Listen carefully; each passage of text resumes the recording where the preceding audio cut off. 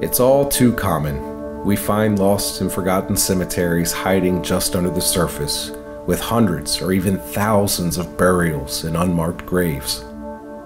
With no one to claim these bodies, and no one to tell their stories, are these people just lost in time and forgotten forever?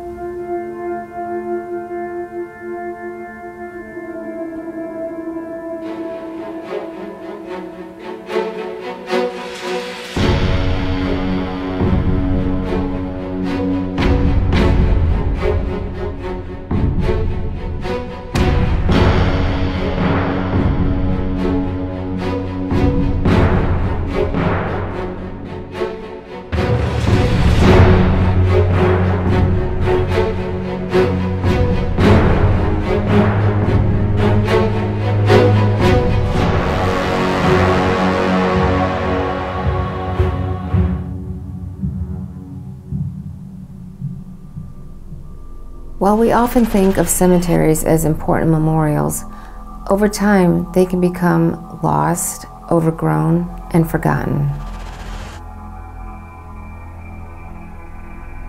In the US, burial plot rights are perpetual. That means the relatives of the deceased have the unending right to visit and maintain the gravesite. In most places in the world, perpetual rights to a grave are unheard of. In Europe, for many years, graves were temporary until the ban was placed on reusing graves in the 18th century. In many places like Rome, Naples, and France, graves were reused in less than 5 years. The Burial Act of 1857 prohibits the removal of graves without a license. However, this act doesn't apply to London. In London, burial rights are purchased for a limited time and then renewed, but only up to 100 years. England is likely changing their rules to where they're going to allow for smaller boxes to be buried underneath the plot, and then allowing for new bodies to be buried on top. An adult corpse buried 6 feet deep in a coffin will usually take 5 to 10 years to turn into a skeleton. In places such as Scotland, where graves were reused, bodies that were buried in wooden coffins are typically left undisturbed for 20 to 30 years before a new corpse is buried in its place. At the end of the day, cemeteries must serve the needs of the local community, and this is often done by recycling graves. Cemeteries make more earnings per square footage than any farmer makes on crops. Cemeteries are big money makers. That is until they fill up. It's common for cemeteries to abandon the property for reasons like bankruptcy, foreclosure, overflow, and for being a public nuisance due to poorly maintained grounds. When a cemetery fills up, the source of income disappears, which is why a lot of cemeteries aren't cared for properly, especially after hundreds of years go by. Other cemeteries try to maximize the land by selling plots as double occupancy or double depth. That's when one burial is directly beneath the other. In New Orleans, Louisiana, they actually reuse graves after only 1 year. After that year, they drop them into a deep tomb. And the reason for this is that there's a constant stream of revenue and upkeep. That is, until the tomb fills up.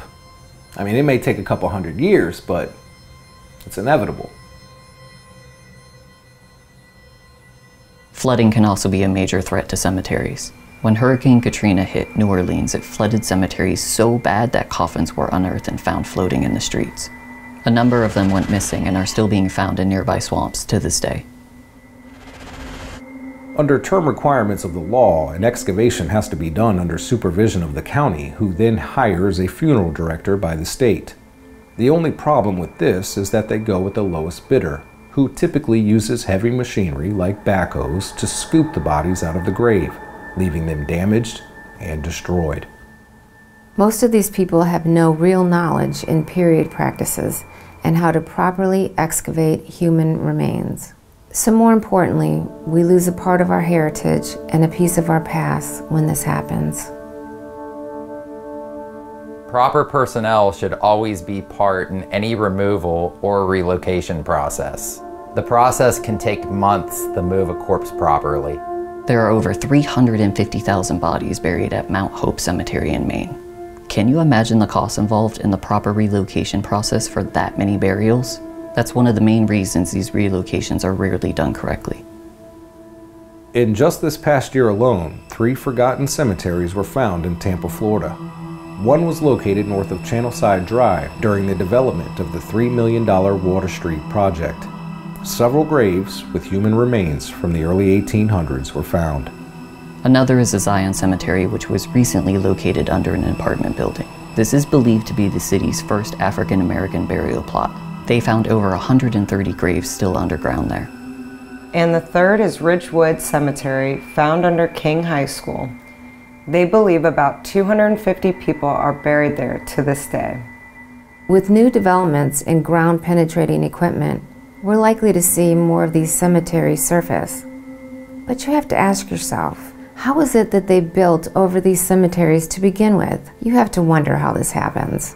Will one day, perhaps a business, apartment, or school be built on top of our graves too? It makes you wonder if that's really all it amounts to.